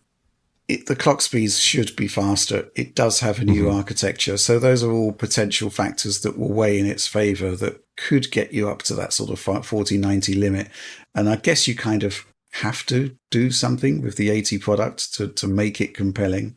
And if the sell is, okay, this is as fast as a 4090 and it costs this much, that could kind of work, I guess. I guess we just don't know. I think the other thing we need to factor in, of course, is that NVIDIA is just going to be unleashing more features. Surely there's going to be some kind of new DLSS technology. I think it's quite important, though, that the mistakes that were made in Ada aren't being made here, where basically, frame generation was used in benchmarks in non-like-for-like scenarios. I think they did adjust for that, once the super refresh came along. But yeah, what can I say?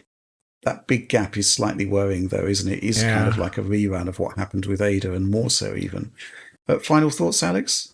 16 gigabytes makes me a little worried for the lower part of the stack too. I think 12 is comfortable for 1440p gaming, but it doesn't mean always that you'll get things like path tracing plus frame gen at the same time, because frame generation seems to be something that takes up a lot of video memory, and a lot of games with the way they manage video memory, it starts thrashing performance. That's been a thing that's been reported on multiple times. I definitely see it when I try and use frame gen on the RTX 4060 often enough that I don't like it. So I really hope NVIDIA abandons 8 gigabytes on their mid-range, these lower, I don't even know what to call it anymore, the RTX 4060 class. They had 12 in the 3060, which was a strange spec at the time, obviously, but has proven itself years after. Very useful, yeah, absolutely. And I think they gotta really push up that mid-range 4000 series. They're probably going to do some other the silly compromises, like the half the amount of PCIe lanes and stuff like that. I imagine that silliness is going to still be there, but I would really like them to push the VRAM further there, because that is the one part where I just do not like the RTX 4000 series, is the VRAM allocation to these mid-range GPUs.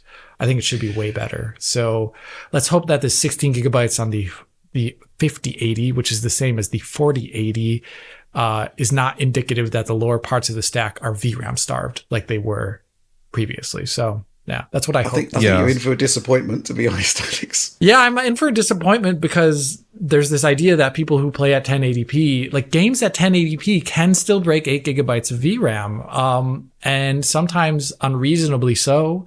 But also sometimes it's reasonably so, and it prevents you from using the card's features like ray tracing and or frame generation. And those are stickers on the box, ray tracing, path tracing, frame generation.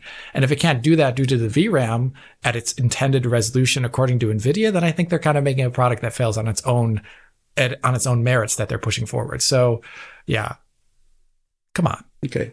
I also think that NVIDIA is maybe in a bit of a tough spot there, because if you're looking at a 256-bit bus, are you going to go with 16 gigs or 32 gigs for those products, right? Right.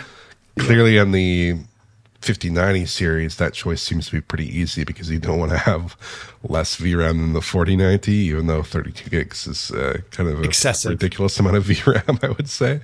But yeah, I think you're in a tough spot there where I don't know that you really want a 5080 with 32 gigs of VRAM, but you don't want 16. But I also heard there was some weird capacities of GDDR7, though, coming down the pipe, like some weird kind of like non-symmetric capacities. Mm-hmm. But I don't think those are here yet. But maybe in the future they could do something more funky, like a 24 gig card. But I don't think that's in the cards just yet. Okay, let's now move on to Supporter Q&A, which is the part of the show where every week we ask our supporters on Patreon to put forth topic suggestions for inclusion in the Direct, and, of course, those all-important questions. We choose the ones which we're best equipped to answer or can fit within the available time period. And for the Direct, let's kick off with this one from Some Guy Person. Even after all the great journalism and reporting from the PS5 Pro event, I see tons of comments about how someone doesn't see any difference, complaining about how you quote-unquote need a developer to show you all the differences because they're so minor, and how PS5 Pro is a waste of money. I feel the simplest answer to the question, why should I buy a PS5 Pro, is image quality. The PS5 Pro plays PS5 games with a PC level of image quality, and that's about it. If you can't see FSR2 disocclusion fizzle, don't buy a PS5 Pro. If you don't see anything wrong with the image of your PS5, don't buy a PS5 Pro. Do you guys agree? What's your buying advice for a prospective PS5 Pro purchase? I'm going to go to you on this one, Oliver, since you've actually seen the PS5 Pro and can give your opinion on it. Yeah. I mean, I think Sony is in a weird place where they need to balance making the PS5 Pro look good and making the PS5 look bad. Like, you have a difficult situation there with your install base of yeah, 60 million consoles, and you also have an issue with your third-party partners, or maybe they don't want to show off titles so much with poor image quality in the PS5 console and great image quality on the Pro. That's maybe not something that third parties want to do. And then your first-party stable is mostly pretty good, although there are some like exclusive titles like Final Fantasy VII Rebirth that maybe aren't so great in terms of image quality. Another one I think of actually is Helldivers 2. That's also like a 1080p 60 title, or aiming for 1080p 60 on the base PS5. Mm-hmm. So there are definitely some games they could have picked from. Obviously, Final Fantasy is kind of like one of the standouts there, but you know, in any case, they've chosen not to do that, and I understand why. For the most part, they've elected to keep those comparisons fairly simple and actually left some of the more meaty ones to us at the moment in our various pieces of coverage. But I totally agree with this questioner in the sense that if you aren't bothered by PS5 image quality, then don't get a Pro. If you are bothered by PS5 image quality, then consider it. I think that's a perfectly sensible thing to do. And I think there are a lot of PS5 games that look good on 4K screens, normal viewing distances, even at 60 FPS. Image breakup isn't too bad, and at that increased distance from the screen, 1440p can still look pretty good. Does not look too soft, does not look too bad, too blurry there. So I think it's going to depend on the person, depend on what kind of games you like to play, and depend on individual sensitivities to issues like this person mentions, like disocclusion fizzle and things like this that are kind of inherent to FSR2 in particular. Mm-hmm. Okay, Alex? I agree with everything Oliver said. Just as a part of this, though, I would also be curious. I wish, I think Sony did mention how many people were choosing performance modes. I would also love to know like from Sony how 75%. Yeah, I would also love to know from Sony how many people are using 4K displays versus 1080p displays versus monitors that do, because, the PS5 also supports monitors to a good degree these days, like 1440p ones. I'd be curious to know those statistics too, because I've always wondered a bit how many people actually have a 4K television hooked up to their consoles ever since around PS4 Pro came around. That's a statistics I have no access to. And I'd be curious to see if that is also one of the reasons why people are just not seeing things that I see. So maybe that's one reason. Well, I think part of the reason is that, obviously nobody has really seen the PlayStation 5 Pro yet, and all they've got to go on is media that's available on an inherently compromised video delivery platform. So we try our best to overcome those compromises. Then there's the fact that, ultimately we do know that a majority of the people watching our content are doing so on mobile devices, which makes it even more difficult for us to show the differences. I think, based on what I've seen, you kind of have to be in the presence of a large flat screen TV to be able to tell the differences, which is what Sony did with its presentation that you went to, Oliver. They had the side-by-sides, right, where you could actually see the base machine and the Pro side by side. And there are games where it is just very, very easy to spot the difference. Which one do you want? Well, if you want the one that looks better, you're going to be paying a little bit extra for it.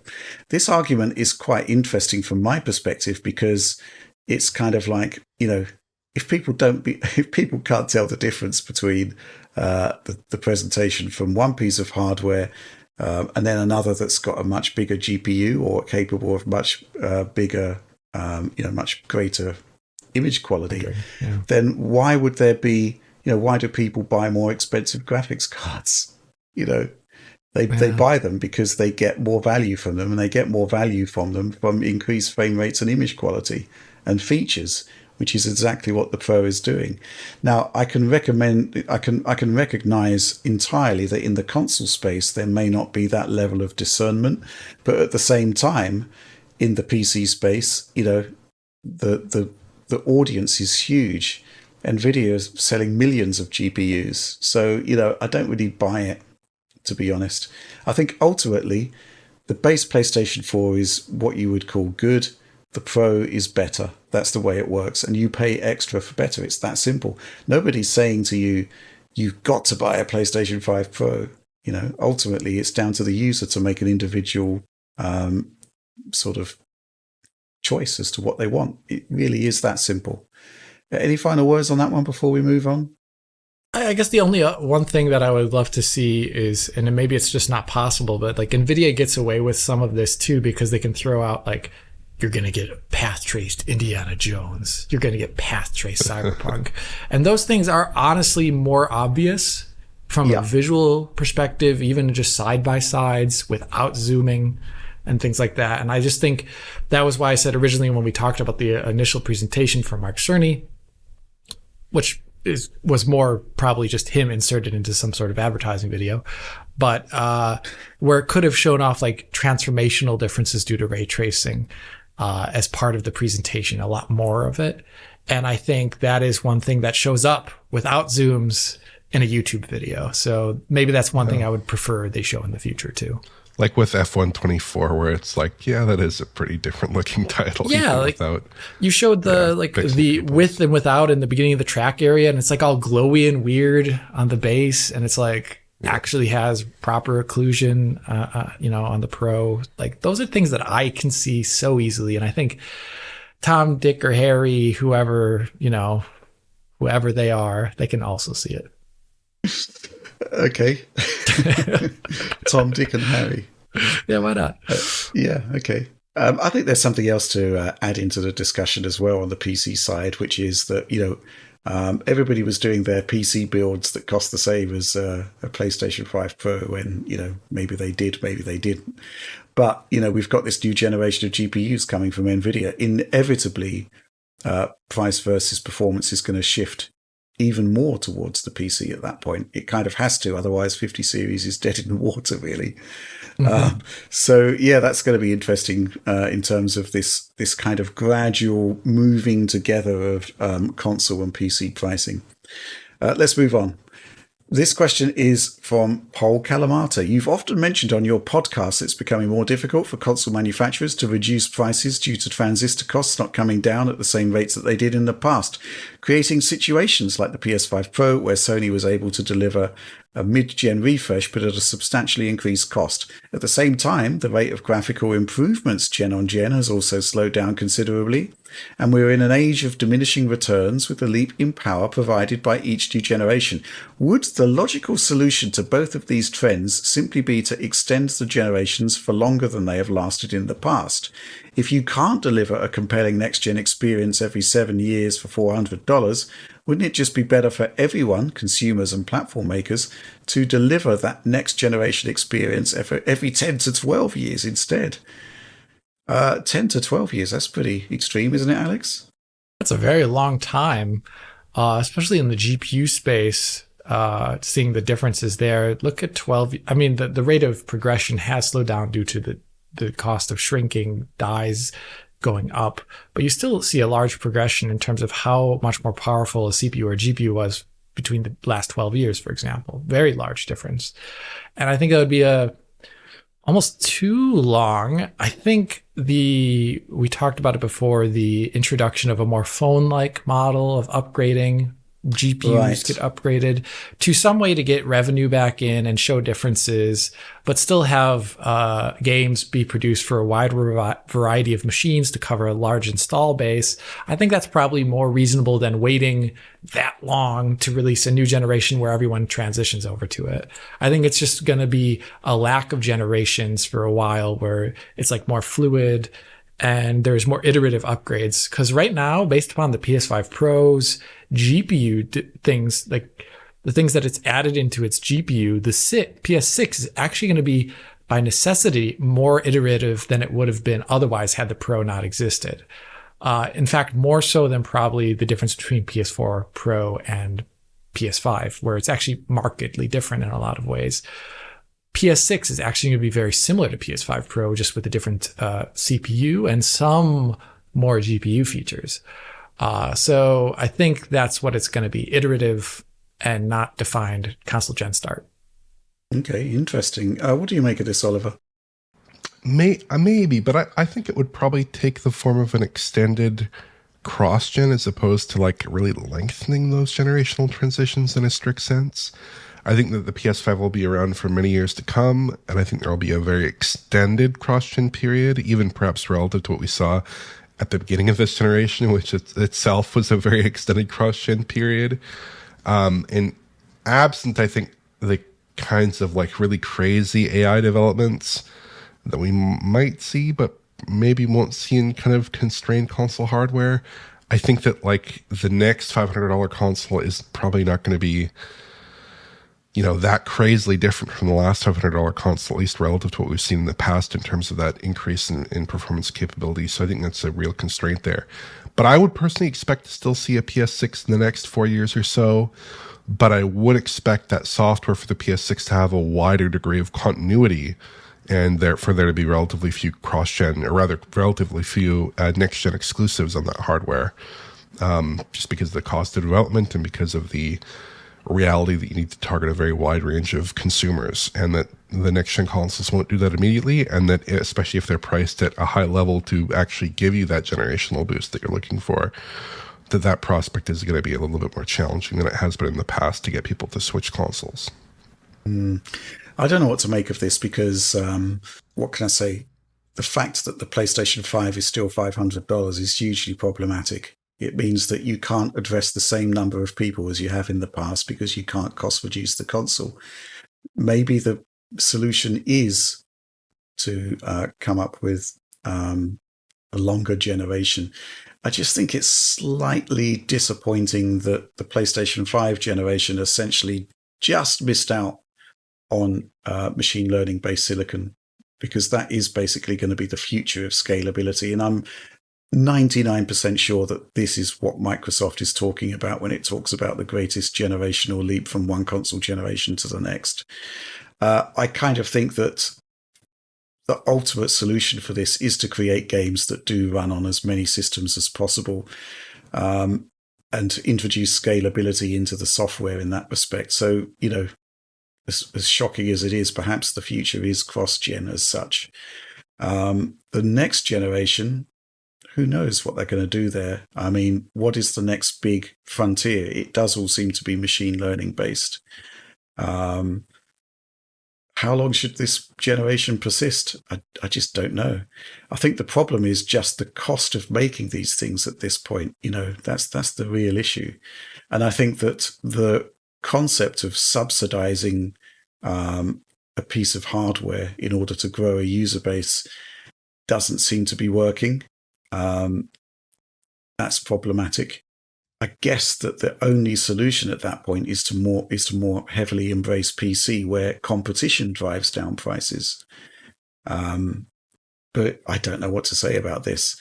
Maybe Alex's way forward of moving to some sort of iterative model would make more sense.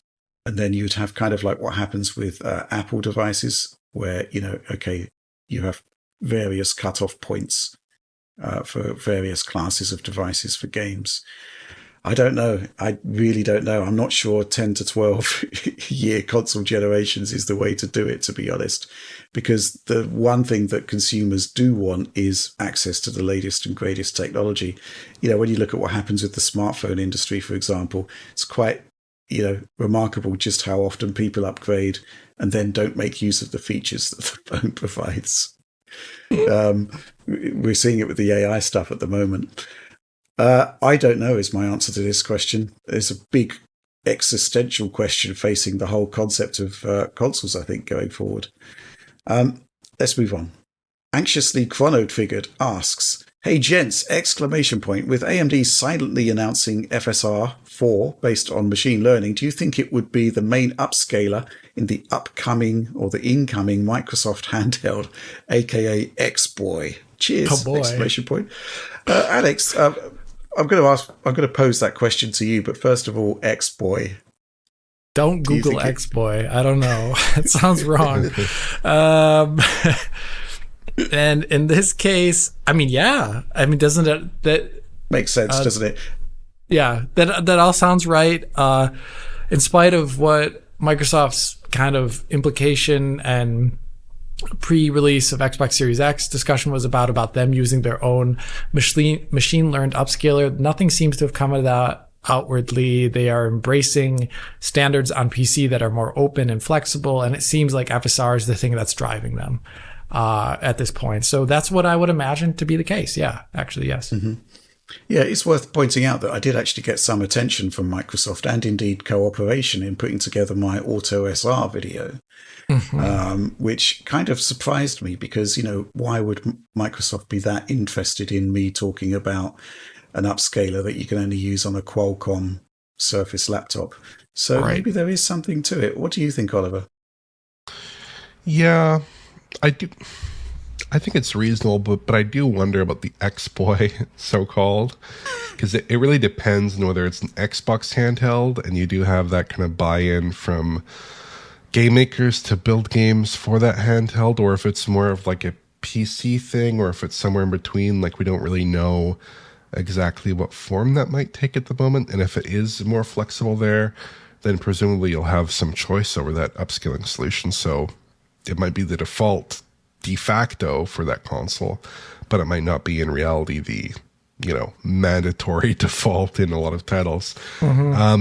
But in any case, the way that AMD is discussing FSR4, and in particular the way that AMD manager discussed FSR4 the other week, did not seem to suggest a technology that was on the verge of release. It seemed to suggest something where, hey guys, I just heard about machine learning, get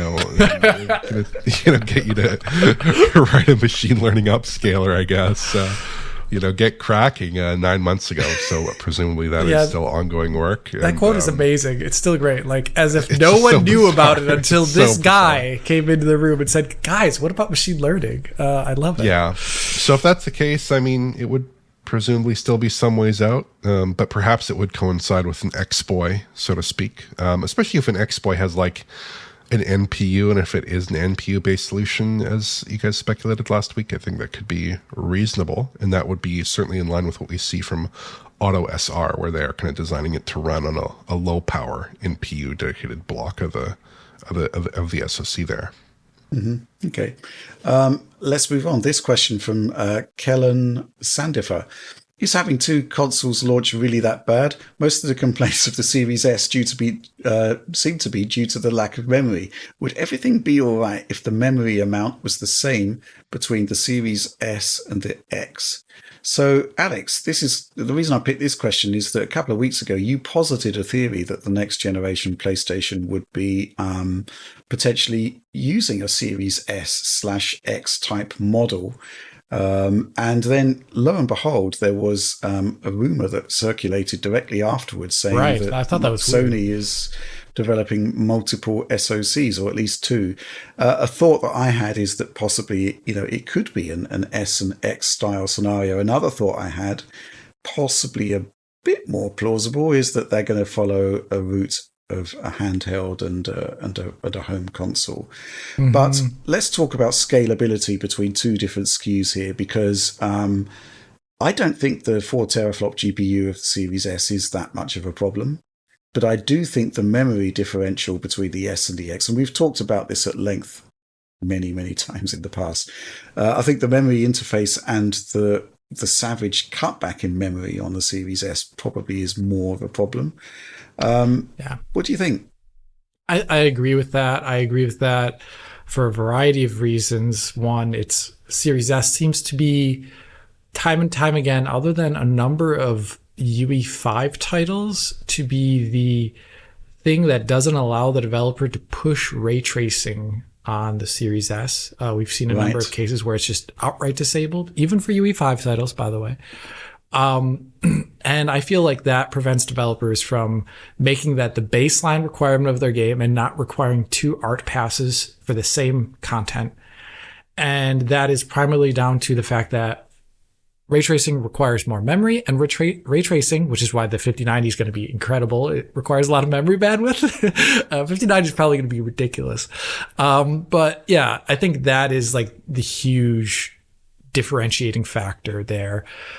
There's also a couple of occasional other things that we've seen, like with regards to Baldur's Gate, where it seems like memory gets in the way of core game systems to a degree, because there's no reason why you can't just run each screen at 240p, right? Like, that's just the compromise. But if they have trouble getting it working in the first place, it means that they're having trouble replotting out the memory and using it for game critical systems.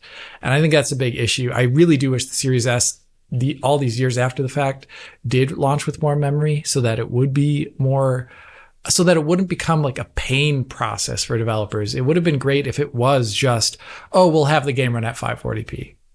That would have been amazing, actually. The porting process would there have been just so much smoother instead of having developers complain to us behind the scenes about the Series S, right? Or sometimes in public as well. Or in public as well, too. Yeah. Oliver, what do you think about this concept of memory parity? It's maybe overkill, but, there does seem to be issues there on that two-console model. Yeah, I think you could probably get a lot closer to what you'd want if the Series S had, say, 12 gigs or 14 gigs. When you get up those higher, if you're addressing a lower resolution display, and you can probably decrease like the quality of certain assets, but not change those assets categorically, I think you can probably get a lot further on a little bit less memory. I think that's plausible. But I think there's probably also just a constraint when it comes to certain games of basically getting good enough scaling independent of RAM. Like when you look at UE5, like Alex mentioned, for Series S, it's often not scaling that well to Series S, even though RAM is less of a concern there. It's just like you look at a game like Brothers or Immortals of Avium, titles like that, often 60 FPS modes in different games, including Unreal Engine 5 games, but also some non-Unreal Engine 5 games like what we saw with Starfield on Series S there, where it's like very low resolutions, I think like 432p-ish for 60 FPS, FSR scaled to 1080p. Those are just pretty questionable looking images in the end. And it's not so much that the Series S is like too weak in an absolute sense. It's that these games are being developed for higher end console platforms, primarily, probably with the PS5 as the lead platform. And then they're being scaled to Series S in a way that's not very flattering to that core visual design, where we wouldn't see that compromise as much if Series S was like, say, the only console platform this generation. So I think there's a bit of a mix there in terms of the various causes of Series S faults in terms of that memory and also that compute bandwidth disadvantage as well. I still think we need to do that 1080p video that you actually pitched, Oliver, which is to say, what is the difference between a base and a premium console when you've got a 1080p screen? I actually think, by and large, that there have been outliers, there have been concerns, there have been issues. I still think the Series S is delivering a huge amount for its price point. It does have the same CPU, it does have the same storage system, does have the same RDNA features. Everything about it seemed kind of right to me. Even the form factor, it was the only one of the consoles that actually looked like a console to me when I first saw them. It's just the memory situation. We kind of highlighted right at launch that this could be problematic because, memory is so important into the longevity of a device. And I think that's basically what they've got to address going forward. It looks like the Switch 2 is going to launch with more memory than the Series S. And I think that's probably the right move. 12 gigs versus 16 on the premium would probably have solved a lot of the problems there. I think the problem is when you make the determinations on specifications, you're doing so years before the devices are actually going to be coming out. And you're also doing so years before you actually have any idea of how those devices are going to be used. So, we've heard from some developers now that, Unreal Engine 5 really is a lot more, memory is a lot more critical than, say, GPU performance in terms of scalability. So I think that was probably where things started to go wrong there. Is this going to continue going forward? I just think what's probably going to happen on the Microsoft side, at least, is that there will be a greater move towards just embracing the PC ecosystem where hopefully you would be able to upgrade your way past these issues. Even in a potential Xbox that's a PC, I hope that would be actually thinking about it. If they're using the SoC model, that might be problematic. But, at some point, I do think that the console as it is probably not going to happen beyond Gen 10. So it would be PC all the way then. But yeah, I think that lack of memory probably was the main problem. Having said that, Series S, I still think it's doing some great stuff for its price point. And I really would be interested to see that 1080p comparison. Because, as you pointed out earlier, Alex, I do think that there's probably a ton of people that are still on 1080p anyway. Let's move on to our final question. This one's from Peter. Hi, Digital Foundry crew. New Patreon here. I have consumed your content for years, and I decided to support after the talk about AnandTech a few episodes past. Thanks for that. That discussion was basically about supporting independent media doing things that aren't hugely commercially viable, possibly. And that does apply to us to a certain extent. Anyway, with the recent coverage on PS5 Pro done on provided footage as opposed to footage you captured yourself, it became clear that there was maybe some misunderstanding as to how performance and tech analysis is done. My assumption is that all objective analysis, such as pixel count, frame rates, etc., are done on captured footage, and thus, as long as the footage is of a verified one-to-one quality, it can be just as robust regardless of who captured it. That's actually perfectly valid, Peter. But actually, the reason I included this question is that I was actually looking at a tweet thread started by Thomas from Remedy, and he was talking about the features of Alan Wake 2 on PS5 Pro. And then people were sort of weighing in saying, so Digital Foundry's wrong, but they've not actually seen the game. And Peter's pointing out here. Actually, Alex, do you want to take this one up? Well, yeah, I mean, I think we always are going to, describe what we see within boundaries. Analysis doesn't require, actually, I don't think the concept that to start thinking about something critically with like a deductively or even like inductively, like you don't have to have primary sources always for everything in life. You can start working from secondary sources and then work back to primary sources.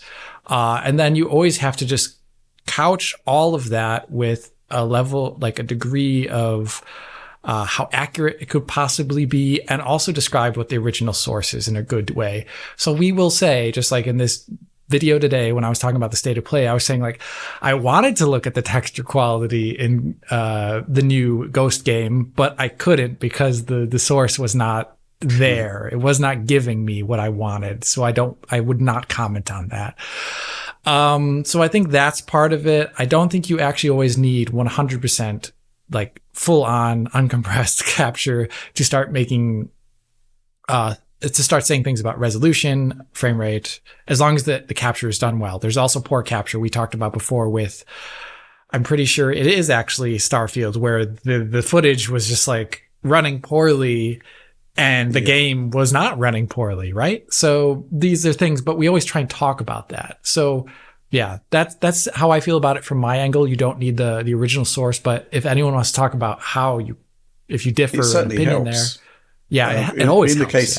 In the case of the 5 Pro footage, we had ProRes captures, which are effectively as good as seeing the game. But I actually missed some of Peter's question here because it was quite long and it went off the bottom of the document. The question ends, of course, if you can control the capture, you can purposely focus on areas of known demand. The corridor of doom in Control comes to mind. But the actual process of analysing is just as valid regardless. Could you go into detail as to how analysis is done across the team? How is the Digital Foundry sausage made? Do you want to take that one up, Oliver? To me, I really don't feel like it's that fundamentally different from any other kind of visual analysis. It's just that you don't have control over the footage and you have to work with what you have. So some things necessarily have to be a lot more speculative, or you need to limit what you would say about a game, or you have to acknowledge that there could be like, not an error, but you need to acknowledge some understanding, like maybe this isn't 100% what I would say if I'd actually seen that final game asset. But yeah, the ProRes clips that we had from Sony were extremely high quality. But I'd also say like a couple of these questions here, for pixel counts, high contrast edges are actually something that compression does a pretty good job of preserving. So you can pixel count pretty low res footage, not low res footage, but pretty low fidelity footage quite often. Like I was able to count that Star Wars footage, even though it's like very low quality footage, because it's actually preserving that pixel edge. That's a high contrast edge. The compression is actually preserving that. Whereas like I'm not seeing maybe as much detail in textures. Maybe I am seeing that pixel edge, and that's something that compression tends to preserve. For frame rate analysis, you can analyze more compressed footage that's not straight from the source, but you have to play with the parameters, and you have to play with the tolerance for issues like visual compression and noise, so it does not pick up duplicate frames as new frames, even though they might change slightly because there's a slightly different pattern of compression from one frame to the next. You need to make adjustments like that. But in general, it's not that fundamentally different, and you don't need to work from like pure virgin capture straight from the source on everything. You can certainly work from provided assets. Again, as long as you acknowledge, sort of like I did with the Final Fantasy coverage from last week, which was entirely based off of a provided 7-minute asset. It's like, I can only tell you what I see in this footage, and maybe if I had seen more of the game, I could point out different issues or different, strengths or weaknesses of those techniques, right? Then I could see in a bit of captured ProRes footage there. Yeah. In terms of the DF sausage, so to speak, there is a slight difference here. When we capture footage for a game analysis, the footage comes in from the capture card uncompressed, and the analysis is done on that uncompressed stage, and then we compress the footage after the analysis stage in order to actually make 4K video viable for editing, because it's if you're doing uncompressed or you're doing mathematically lossless footage, the file sizes are gigantic.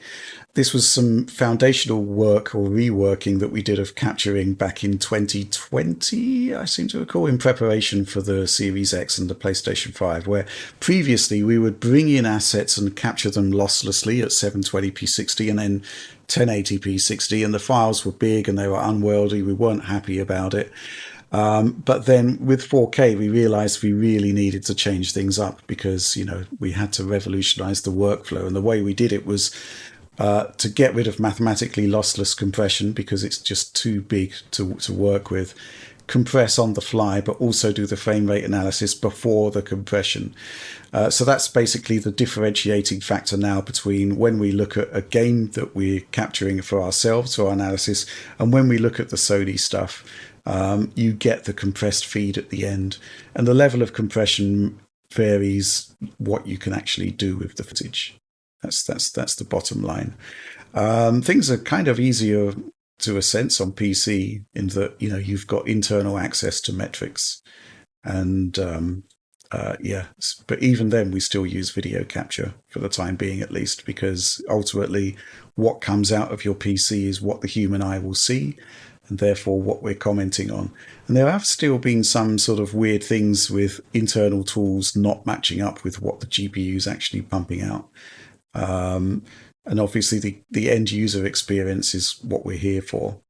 But that hopefully gives you a bit more insight into the way the DF sausage is made. But, I'm just thinking, going back to that Alan Wake discussion thread I saw on Twitter, it's like, nothing that Thomas said was actually conflicting with what we were saying. And what we were saying is fundamentally correct. And I suspect that'll be borne out when we see, will be borne out because we know it will be, when we actually go hands-on. But as Peter points out here, when you're actually in control of the capture and able to find areas where, there are issues that might not be seen in marketing materials, that's obviously hugely important. Anything final to add to that, Alex, or are we good to go? I think we're good to go. Good to go. Okay. Well, that was the final question, therefore the end of the show. So please do like, subscribe, share on the off chance that you did enjoy it. Ring the bell for things that may or may not appear on your device of choice. DF Supporter Program, join us. Submit topics for DF Direct. Submit questions. It's all good stuff. Early access. High quality video downloads. All of our PS5 Pro stuff, by the way, very, very high quality, so you can actually see the difference. Run it on your TV. It's good stuff. And store.digitalfoundry.net to gain access to a wondrous range of our merchandising wares. But that's all from us on this one. Thanks as ever for watching and supporting Digital Foundry. We'll see you next week.